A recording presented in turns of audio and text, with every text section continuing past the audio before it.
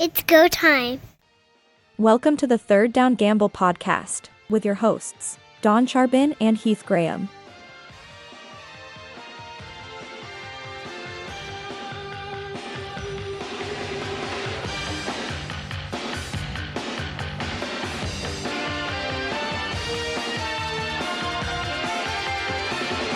The last 6 seconds of the 112th Grey Cup as presented by TSN. Keep their hopes alive, with just 6 seconds to go. Right. Not about downs anymore. It's strictly about time. 6 seconds. Is it the Riders' time? Last play. Alexander needs a touchdown. Heaving it down the field, into the end zone, deflected, and it falls to the field. And Gray has just turned green and white. The Saskatchewan Roughriders and Trevor Harris have won the Grey Cup.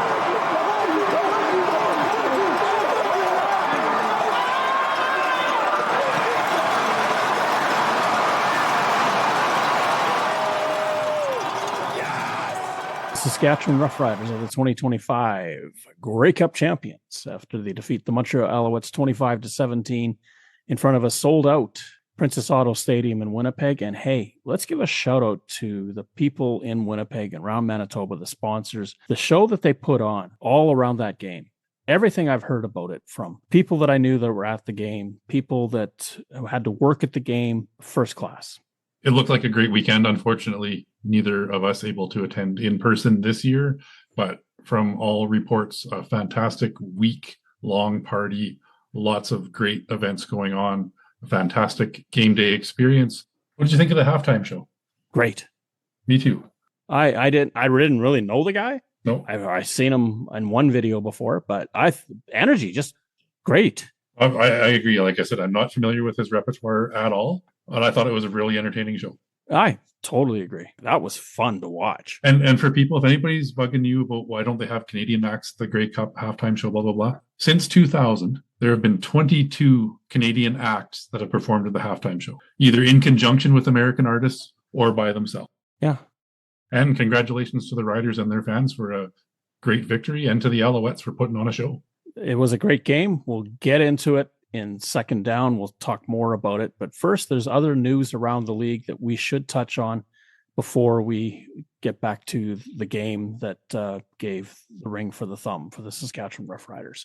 Winnipeg has signed Mike O'Shea and Kyle Walters to 3-year contract extensions. Mike O'Shea was seen in Toronto. Photo of him snapped at an airport in Toronto, Pearson probably. He was very upset that happened. Thought his privacy maybe was a little bit at risk with that photo, but notwithstanding, the Argos threw everything that we thought they would throw at him, and he backed off and said, nope, I'm staying in Winnipeg. First of all, to address the photo, he's standing there talking to Bo Levi Mitchell. So you've got one Hall of Famer and one future Hall of Famer in the CFL standing in line together in an airport. Bo's wearing a Ticats jacket. Mike O'Shea is recognizable. The picture's going to get out there, Mike. I'm sorry. It comes with the business. As far as the contract goes, we talked last week. There was a lot of speculation that he was Argo bound. We know he has a lifelong friendship and relationship with Mike Clemens. O'Shea felt he owed it to Pinball to go have that conversation. The Argos threw everything they could at him to try to pry him out of Winnipeg. Ultimately, he made the decision. He's happy where he is. His family is settled in Winnipeg. They love the city. They like what they've been doing with the Bombers organization. And despite what a lot of experts predicted, he's back in Winnipeg, and not just at that, but a 3-year deal, which is a bit unusual for the Bombers with this current staff and how their contracts have looked in the past. It's almost that the Bombers were looking to kind of quell all this stuff for a little while. Get over the fact that they weren't in the home game in the Grey Cup and get past speculation with a big thud that nothing's happening. And for the Argonauts, it's got to be frustrating because they thought maybe with all of this that they could lure him back to Ontario, but it didn't seem to fit. There are a lot of reasons. We'll dive deeper into it maybe in a later podcast. Certainly, he had a lot of interesting things to say about the experience. For Mike O'Shea, ultimately, it's not about the kids per se. It's about the relationships that he has, the friendships that he's built in Winnipeg, and he likes the community. And he's sort of a Bud Grant character in that way too, where the outdoors is only a few blocks away and you can go and enjoy it. We'll have to keep an eye on what the Argonauts do, because he was clearly the front runner for that head coach position. They really did not hide the fact that he was their front runner. The announcement came out that the Bombers had given permission for the Argonauts to speak with him. We saw that he was in Toronto almost immediately after that for these discussions as well. 3 Down Nation came up with a list of 14 names, and we went over a bunch of those last week.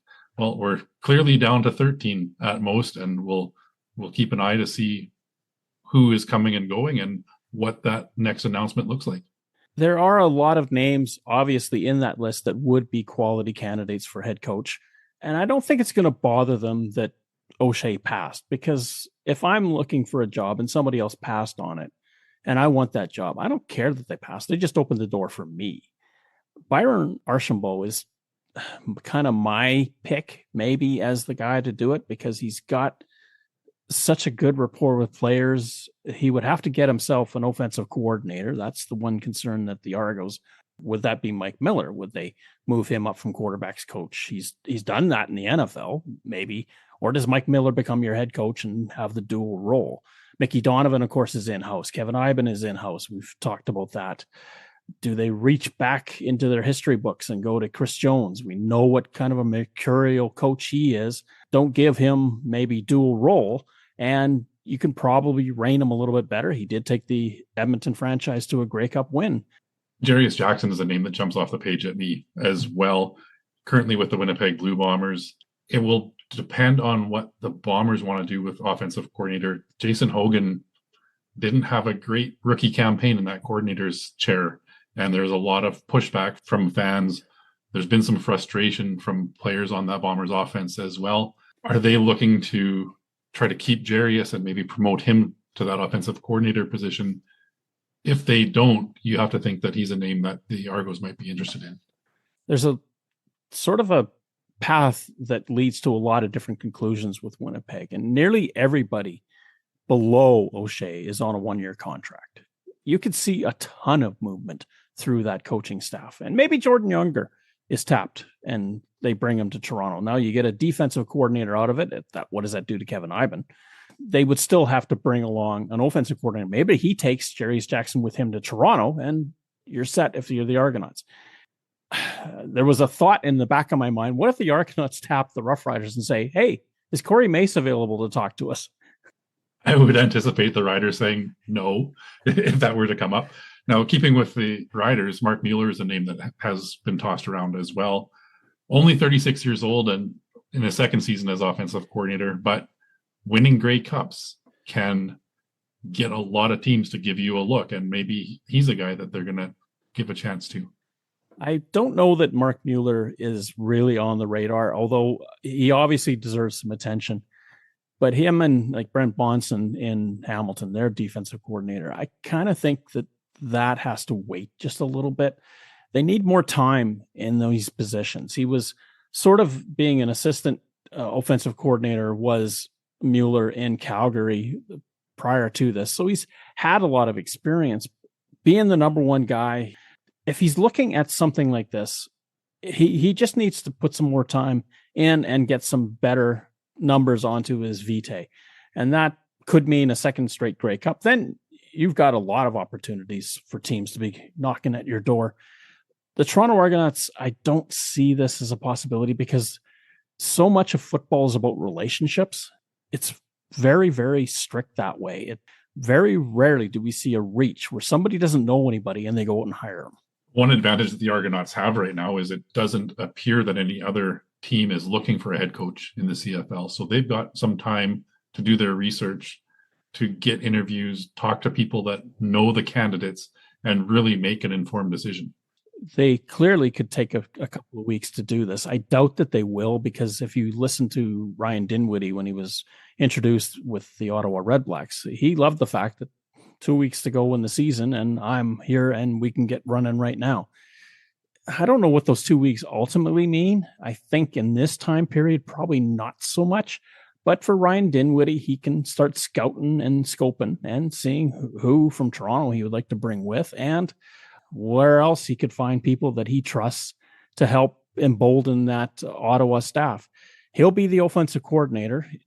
He may stay with what he's got with defensive coordinator. Dinwiddie knows William Fields from his time in Toronto, and that defense did actually go out and win a Grey Cup under Fields and Ivan at that time. I don't think that anything's going to change there. So you're more likely to see in Ottawa a couple of tweaks with positional coaches, maybe running backs, maybe linebackers, stuff like that. Try to make some changes to people that he's more familiar with. But again, there's that keyword, familiarity. If you're any one of these Monson, Mueller, Archambault, people like that, it's hard to get across unless they know you and have some faith in you. Hamilton Tiger Cats have reached out to the Blue Bombers for permission to talk to Danny McManus. Danny McManus was an assistant GM in Winnipeg, has been for a little while. He has ties with the Tiger Cats. He was the quarterback that led them to their last Grey Cup win in 1999. He's been always touted as a good American scout. And how does that impact the Winnipeg Blue Bombers if he leaves? The biggest question is, where does Danny McManus want to set up his home? And can he maintain a residence in Florida and be the general manager of a CFL team? That's the big question. The Bombers organization for years had Kyle Walters as the general manager. They had Ted Govea, the late, great Ted Govea, as assistant general manager and Canadian talent scout, if you will, head scout. Danny McManus, assistant general manager and in charge of U.S. scouting. It was a great system that they had in place, and we saw the success that managed to build. Ted Govea moved to Hamilton last year, unfortunately passed away. Danny McManus is still in that role, and it's a matter of whether he wants to take on full responsibility. I can't answer that. I think Danny McManus has the skills to be a good general manager. He's obviously got an eye for talent and the ties to the organization. So I would consider him to be certainly a front runner. It's whether or not he wants it. I agree. If he wants to be in Hamilton, and certainly they would like to probably offer him the general manager job, then it's his for the taking. He's just got to decide if his lifestyle is conducive to that and to make that move. But you need some sort of certainty on the flip side. You want to know that that contract is going to keep you there for a while, because to uproot everything is a bit of a problem for a lot of people. And in football, it happens more than you probably care to want. This begs the question, if not Danny McManus, then who is the next front runner for that position? Whew, that's a great question. I'm not sure where else you would start looking, unless you go back to somebody that has been recently dismissed. Or do you take a chance with somebody brand new? And again, do you come out of the American college system, the Canadian college system, or is there anybody in the NFL that is looking for work right now because they can see the writing on the wall? The CFL has announced that players are approved to play flag football at the 2028 Olympics in Los Angeles. We're a few years out. We don't know exactly what these rosters are going to look like, or if a CFL player would be successful in making the Olympic team. But it's great to see the league embrace this opportunity and collaborate with the Olympic organization.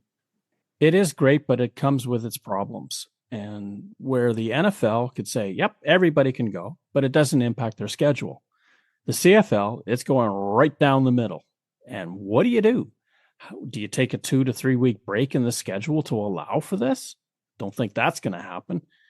Do you try to schedule buys, but then how do you know which teams are going to have which players that are chosen to represent? Or does Canada, as it maybe will likely do, stick with the people that got them to the Olympics in the first place? And that team has beaten the United States. And just because you're a pro athlete in a tackle sport doesn't make you a great flag football player. I agree 100%. It's a different game. And we see that in the Olympics, we have 7-person rugby sevens as opposed to full field rugby. You need a different style of player to participate and be successful in sevens than you do a full squad. You see it with curling. You go from a 4-person team to a mixed doubles team.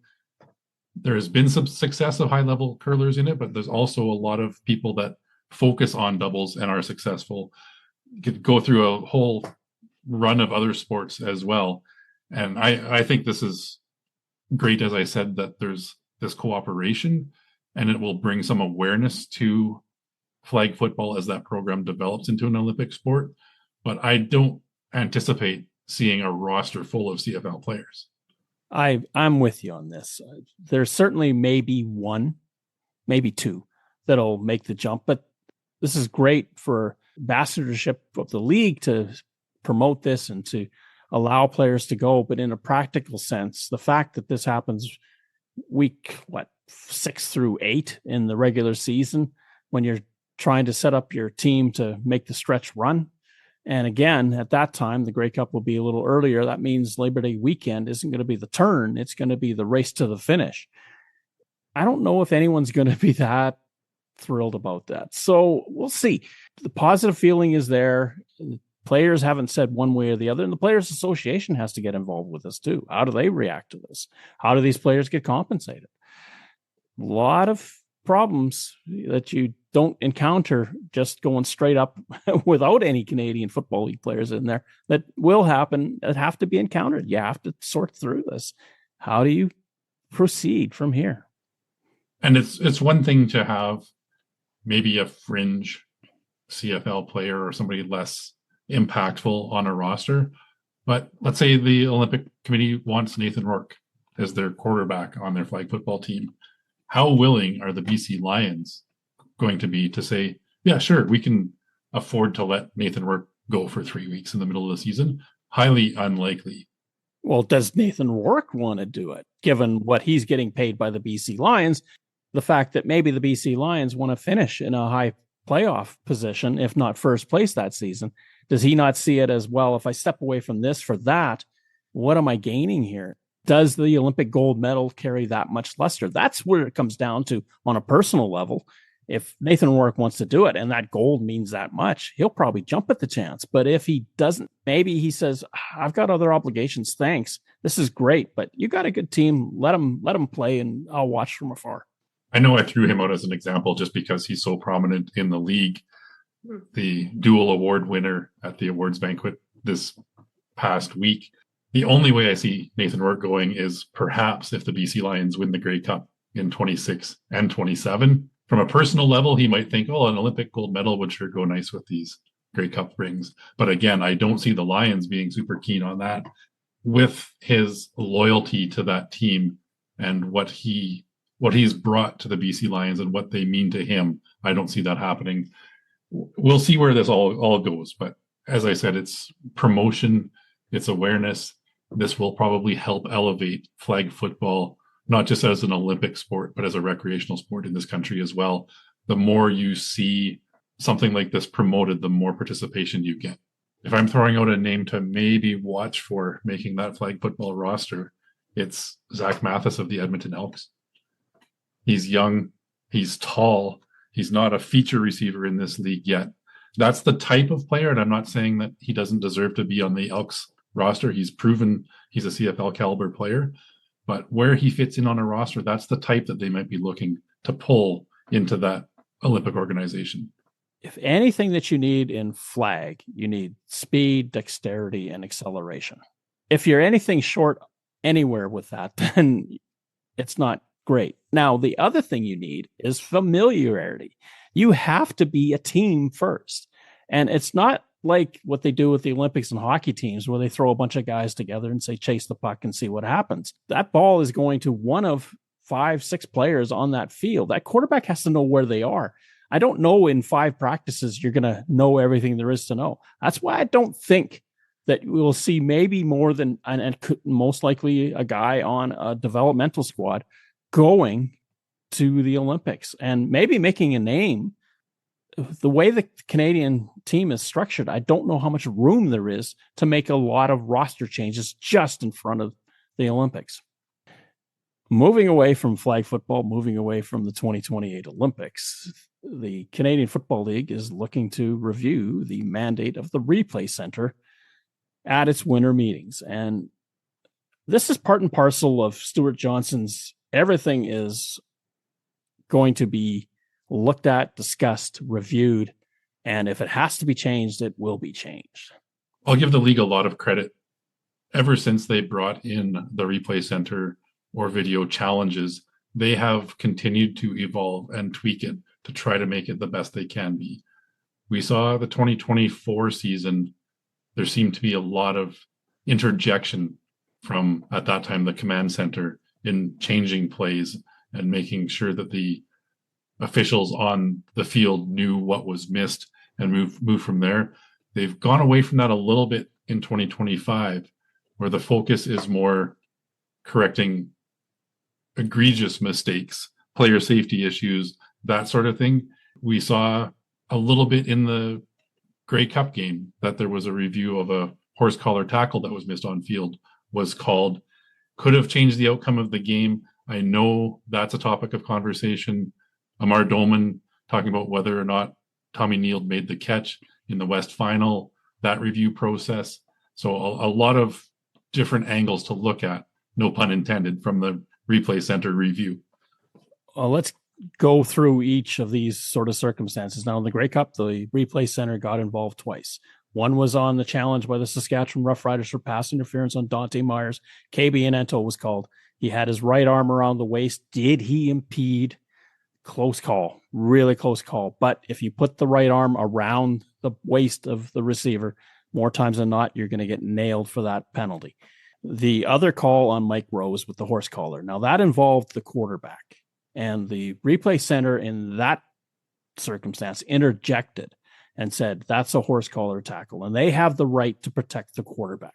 They can't make calls anywhere else in the field. They can assess or readjust the position of the football if the placement was wrong. They can assess who was offside or legal procedure, because that happens so fast all the time.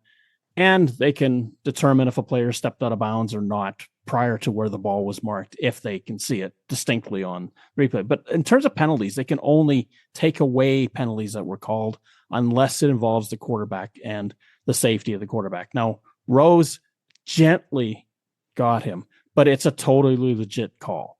He had his hand on the collar, the back collar of Davis Alexander. That was correct. And the Replay Center got it right. Now, the Amar Dolman one, until there's forensic evidence that categorically proves that that second object is not somebody's elbow, namely the defender's, then that is a touchdown. Until further evidence proves otherwise, I love his passion. I love the fact that he's out there cheering for his team. I can't argue with any of that. Both plays, as you mentioned in the Grey Cup game, where the Replay Center was involved, were close plays. You could see that contact on the field on the pass interference. Was it enough? Again, the benefit of the doubt, you saw the arm placement, and they felt there was enough there to say that progress was impeded. It wasn't egregious. He didn't knock the receiver down. He didn't get his hands in there and shove him out of the way, anything like that. But by rule of, it was close enough that they made that call. The horse collar tackle, same thing. Davis Alexander didn't get pulled down from behind and put his legs at further risk, but the contact was made. The hand went into the back of the collar. The hand was on the nameplate. That's what they're looking for when they're making those calls. That was the end result. So I can't fault them for making those calls. Had they gone the other way, I probably wouldn't be sitting here upset about it either. Hi, I'm Dave Naylor, and you're listening to the Third Down Gamble podcast.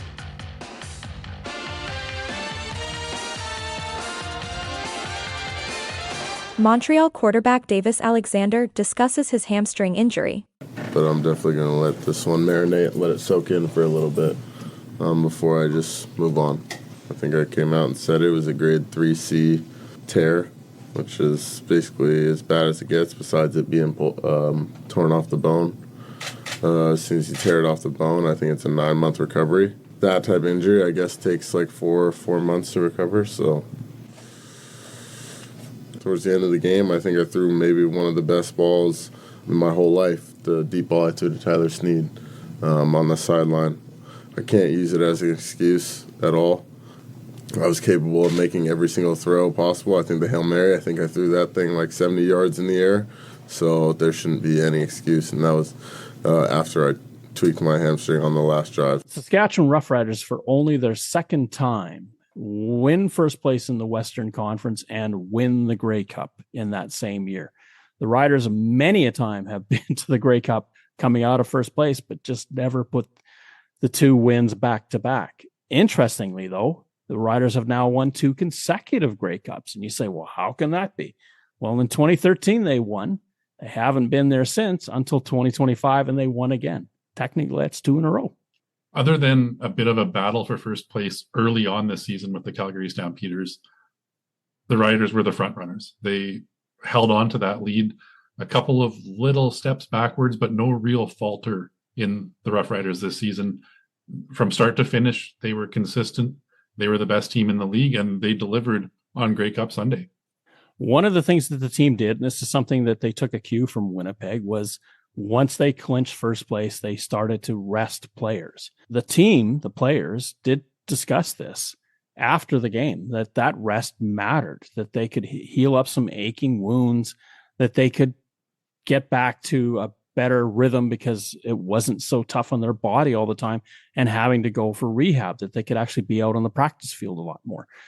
I thought that was interesting. And it's Mike O'Shea. I'll give him credit. He's the one that really started to do that. He was resting players. Now, granted, it happened back in the 60s and 70s, but not to the degree that we see nowadays, where teams, when they get out in front far enough, they take it easy when they can. Load management was the term that was coined by NBA coaches doing this as well. It makes sense. 18 regular season games plus at least 2 playoff games is a long haul. You get a couple of bye weeks in there to rest and recoup a little bit, but it is a grind mentally and physically. You can see the benefit. They got the bye from clinching first place in the West, gave them a little bit more time to rest. But to have that late season, couple games down the stretch, they've locked up first place. Home field advantage is theirs. It's an opportunity to not just rest some of the starting players, but get some of those less utilized guys meaningful snaps in games. And that speaks volumes and is a huge benefit as well, because if an injury does occur in the playoffs or the Grey Cup game, now you've got a guy that's had a lot more meaningful snaps than he would have just standing on the sidelines watching those number 1 guys. You're exactly right. Now, for Trevor Harris, he set a record for percentage completion with 23 of 27, 302 yards in this football game. He didn't get a touchdown pass, but there's one of those dubious stats that I kind of hate. Touchdown passes, what does it mean when your team scores touchdowns on offense? It just means the ball wasn't thrown into the end zone. So why is that something to hang on anybody? For Davis Alexander, hamstring and all, and we heard him talk about it. 22 of 34, 284, but 3 interceptions. Now, one of the interceptions was at the end of the half. It was a Hail Mary shot. Okay. But the other 2 kind of hurt them. One was deep down the field in the very first drive, and another one was in Saskatchewan territory later in the football game. Those interceptions that he gave up, especially the one to Marcus Sales that was picked off on that first drive, turned the tide. And then KB and Ento, who had a golden opportunity to take one to the house and doesn't contain the football. And I give Trevor Harris a lot of credit. When asked by Justin Dunk in the post-game presser, are you going to send him a Christmas card or a gift box for doing that favor for you? And he said, what favor? And he said, well, he dropped that interception. He said, no, he batted it down. That's classy. When the game ended, I thought A.J. Ouellette was going to get the most valuable player based on his performance. I slept on Trevor Harris a little bit. I didn't realize the numbers he put up until looking at it post-game. That consistency, 85% completion rate, 300 yards, is what you want from your quarterback in the Grey Cup. You're right, no touchdown passes, but he moved the ball effectively. They didn't have a 2-and-out until, I think, deep into the third quarter in this game as well. So they were effective on offense. Ouellette had a couple of big runs, and I think that's why he jumped off the screen at me a little bit. But looking at the performance of Trevor Harris and what he did, he 100% deserved that Most Valuable Player award. Now, for Trevor Harris, it's the first time that he's started in a Grey Cup that he's won. Granted, he's only done this once before, 2018 against the Calgary Stampeders on the frozen tundra of not Clark Stadium, Commonwealth Field. And the Stampeders won that game. He threw a lot of interceptions in the fourth quarter of that night, pressing. On Sunday night against the Alouettes, a very stout Alouettes defense. They were playing well. He didn't throw any picks. KB and Ento maybe came the closest. I know we've talked about this in the past. These games come down to less than a handful of plays that make the difference. KB and Ento failing to make that interception is a huge one. Had he returned that for a touchdown, who knows if that would have shifted the outcome of this game. Davis Alexander's 2 of those 3 interceptions absolutely changed the momentum of this game. Shea Patterson's fumble on the goal line changed the outcome. There's 3 plays right there that you look at a different result, and it might be a different team hoisting the cup at the end. You lose the turnover battle in most games, you're going to lose the outcome of the football game.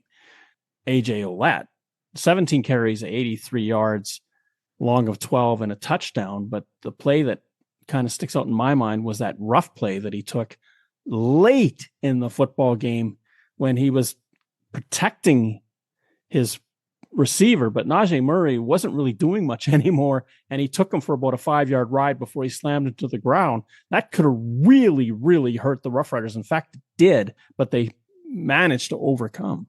And that maybe cost him some consideration for player of the game as well. The timing of when he took that penalty was huge. We talked about it in the Eastern final. Jordan Murray cost the Tiger Cats 25 yards in penalties on one play. That did some damage to the Ticats' momentum. AJ Ouellette got away with it a little bit in this one, 15-yard penalty. The Roughriders are still the ones going home with the cup. Now, Samuel Amelis was most outstanding Canadian. Trevor Harris was most outstanding player or most valuable player in the Grey Cup game. Amelis, 10 catches on 10 targets, 108 yards, long of 31. He did a lot of the dirty work for this football team. Tommy Neild almost got a Grey Cup touchdown catch, but he was stopped short of the goal line on a 34-yard play. And on the flip side, Tyson Philpott came as billed. He caught 5 on 9 attempts, 87 yards, long of 37, but he was the go-to guy for Davis Alexander. Tyler Snead, who had been the top receiver for the Alouettes all season, 3 catches, 78 yards, a long of 51, a big beauty that set up the Alouettes' chance to tie the game. For the Alouettes, Austin Mack was not really at 100% coming into that game. Mustafa Johnson was not at 100% coming into that game. On the flip side, Saskatchewan Roughriders, Joe Robustelli couldn't make the game. Keyshawn Johnson couldn't make the game. So you kind of got to go with what you got. I think it probably hurt the Alouettes just that little bit more. It did. One other player that kind of stood out to me, Guardian helmet and all, Charleston Rambo, I thought had a great game. Targeted 5 times, 4 catches for 50 yards. A bit underutilized by the Alouettes the last couple of seasons. He's showed some promise in the past. So hopefully this gives him a little bit of a boost moving forward because he can be a dangerous receiver if he's targeted enough times. James Letcher was not put on the game day roster. Travis Tice then was responsible for all the kick returns. Now, Tice did well, but he's not as James Letcher. He doesn't have that breakaway speed. So they missed James Letcher as well. The Alouettes, they have nothing to hang their head over. There's going to be a lot of talk about whether or not they should have maybe brought in MBT, McLeod Bethel Thompson, in that final minute, especially once we heard the almost animal cry from Davis Alexander when he felt that hamstring go for a second time. I couldn't believe that he had actually turned around and went back onto the field. And we saw McLeod Bethel Thompson warming up. All credit to Davis Alexander. My goodness, he gutted it out. The question will always be, would the Alouettes been better had McLeod Bethel Thompson played the whole game? And I can't honestly say that they would have been. It's all conjecture and speculation at this point. The fact of the matter is 100% healthy Davis Alexander changes the style of this game as well. He only ran the ball twice for 14 yards. We didn't see the Davis Alexander that we see when he's fully capable and at full speed. Now, I'm not saying a healthy Davis Alexander means the Alouettes would have won the Grey Cup. The Roughriders would have called a different defensive scheme had that been the case as well. They didn't have to be as worried about keeping containment on him and not letting him get to the outside. But we've seen the Riders be successful in containing running quarterbacks this season as well. I believe that Jason Moss and the organization made the right move, giving Alexander the opportunity to start this game.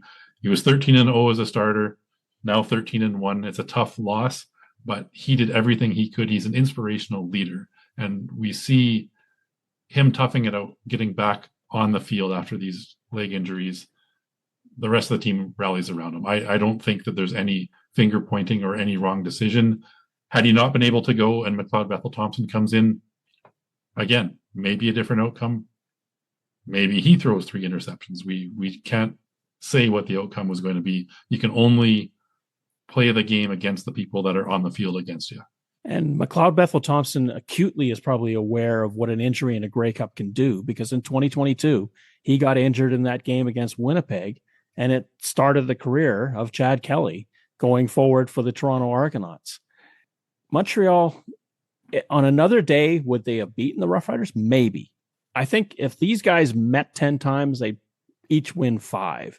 It just so happened on this night, the Roughriders were the better team and did more of what they needed to do to win. And the biggest thing that they didn't do was turn over the football. Third down.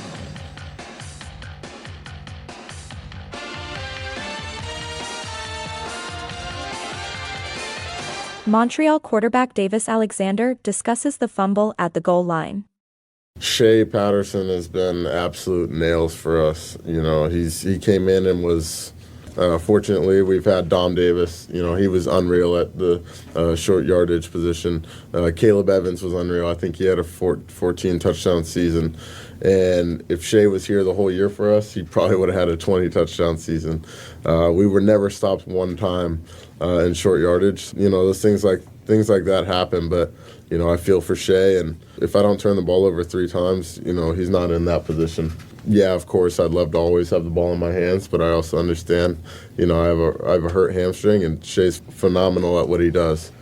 It's just a tough situation. You know, the ball was slick, it pops out, and in the end, we still had a chance to find a way to go down and tie it. All I can say is I feel for him, and by no means is that game on him. And again, if I take care of the football, it's a different game.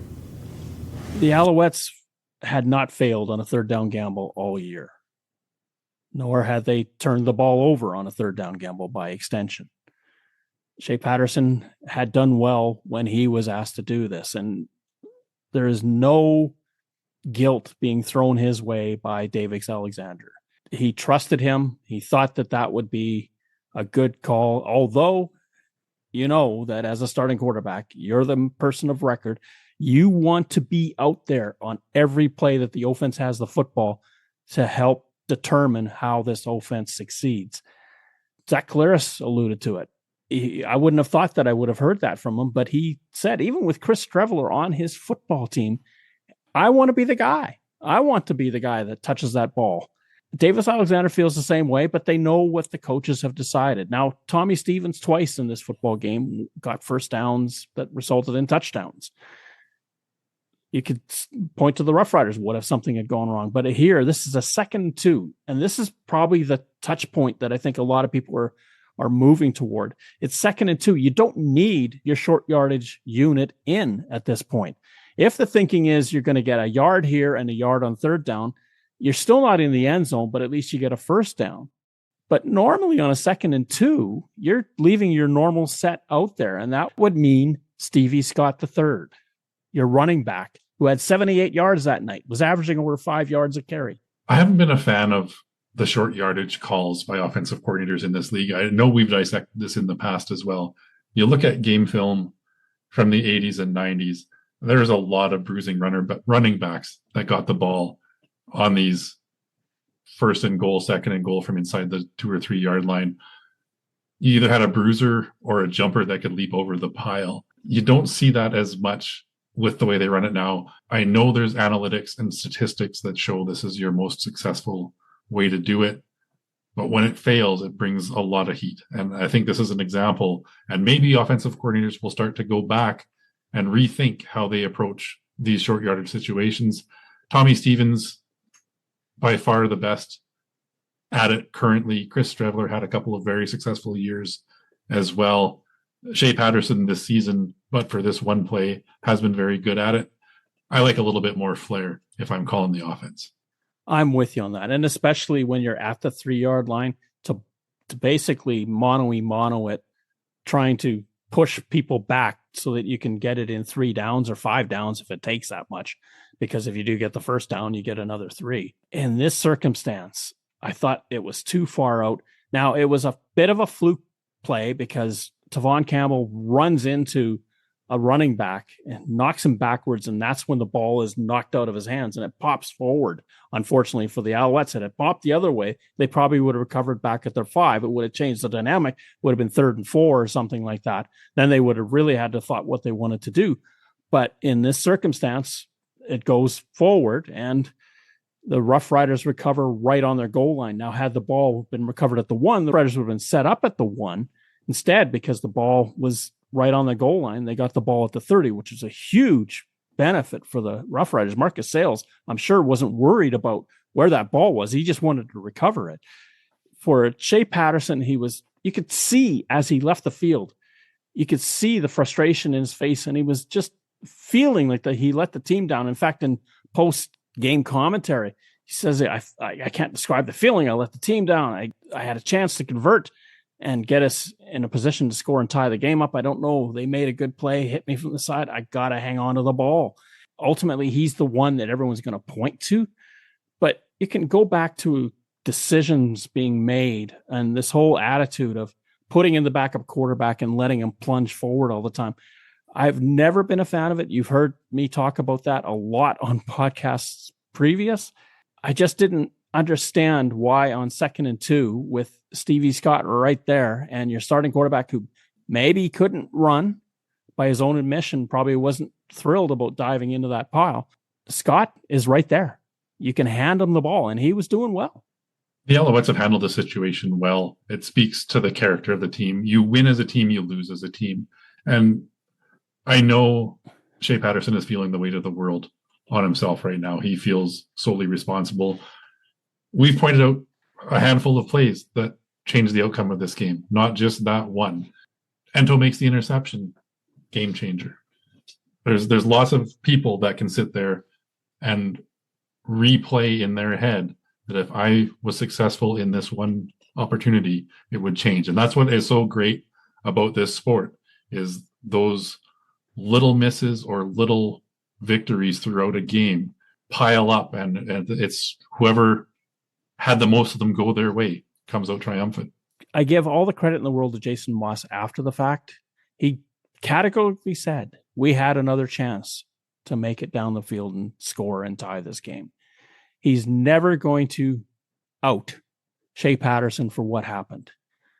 When you point to huge moments in Grey Cups, this is going to be one of them, a la the 13th man back in 2009. And let's remember, too, this is the first time the Saskatchewan Roughriders, or the Regina Roughriders for that matter, back prior to 1945, have ever beaten any team from Montreal in a Grey Cup. So this was huge for that psyche as well, that they have now slayed that beast, as it were. For the Alouettes, though, Luke Wilson talked about the Super Bowl that he lost, that they threw a pass instead of giving it to beast mode and let him get that final yard against the Patriots. These types of things, it seems like the errors are played out in discussion groups much more than the successes. They are, and that's true for a lot of things. You have a good experience at a restaurant, you tell one person how great dinner was.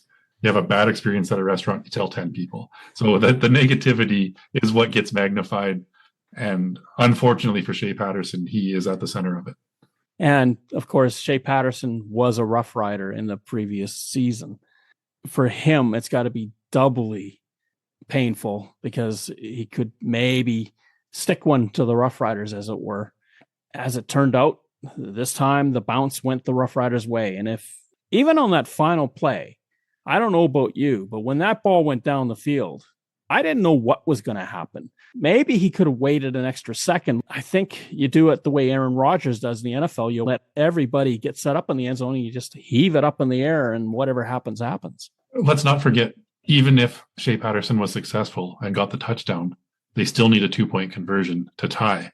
We saw that in the Labor Day game in Saskatchewan against the Winnipeg Blue Bombers. The Bombers had a great comeback late in the fourth quarter, didn't convert, and threw an interception on that 2-point convert, allowed the Rough Riders to hang on to win that game.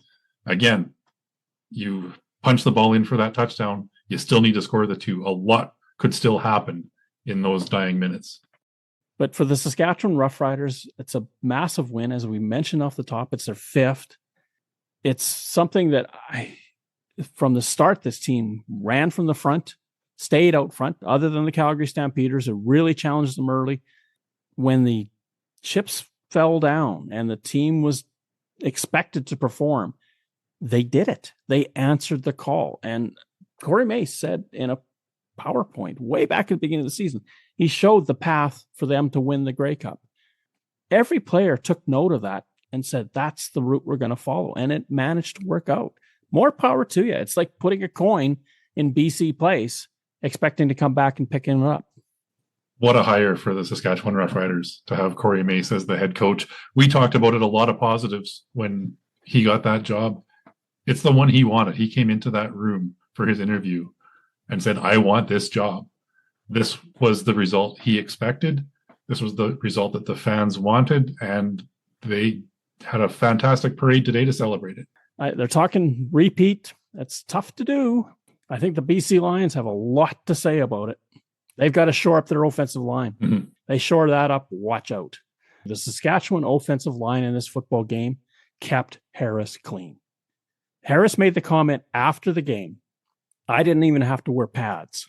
Now, that's a nice little joke, but he was barely touched that whole night. And that is something that Jeremy O'Day needs a world of credit for, because he's the guy that stuck thick and thin through all those draft picks, bunch of them going to the NFL, finding the right formula to build a big offensive line. And did they perform? This Grey Cup means a lot to Jeremy O'Day because this validates him, I think, in a lot of ways. I don't think he ever needed that validation, but for the media and for fan base that said, oh, that last pick, that last coach you hired, well, I think he nailed it this time. And this is why you've got to be patient with this position. It takes time to build a franchise. You ask Winnipeg and look what they went through. O'Shea started coaching in 2014. They didn't make it to a Grey Cup in 2019. Yeah. It takes time for things to build. I'm so happy for Jeremy O'Day that he got this in his docket. Even Craig Reynolds was asked after the game, how does it feel? And he said, it's been a long time coming. You could tell the strain of this was working on the Roughriders. And I think there's just been a genuine release of joy. We being the Saskatchewan Roughriders, we've done it. We have achieved it. We've made it. Yeah. Now the poor Ticats. Well, and the BC Lions. It's all the clawed ones now that are waiting for their turn. Who knows? Could be BC and Hamilton in the Grey Cup next year. Great weather, let's face it, in Winnipeg. It hovered around 0, stayed there with about a 5K win.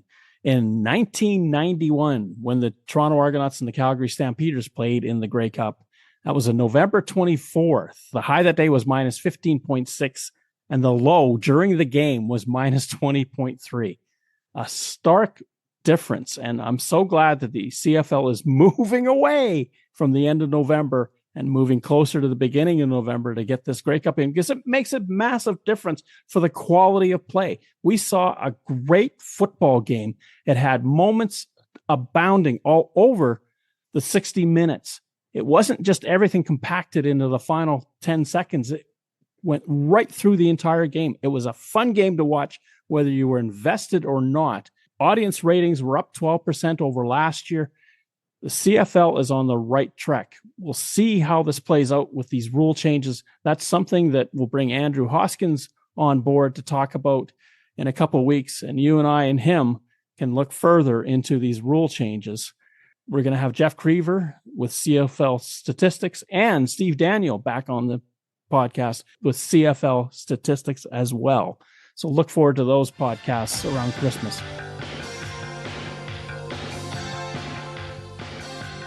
Third Down Gamble uses the expert resources of the Canadian Football League and 3 Down Nation. For up-to-date, insightful statistics and analysis, please visit cfl.ca and 3downnation.com. The CFL on CBC theme music is used with written permission from the Canadian Broadcasting Corporation. Thank you for listening to our show. Third Down Gamble is hosted on Podbean. Follow us on Twitter, where our handle is @ThirdDownGamble. Join us again next time. The Third Down Gamble Podcast. Audio worth watching.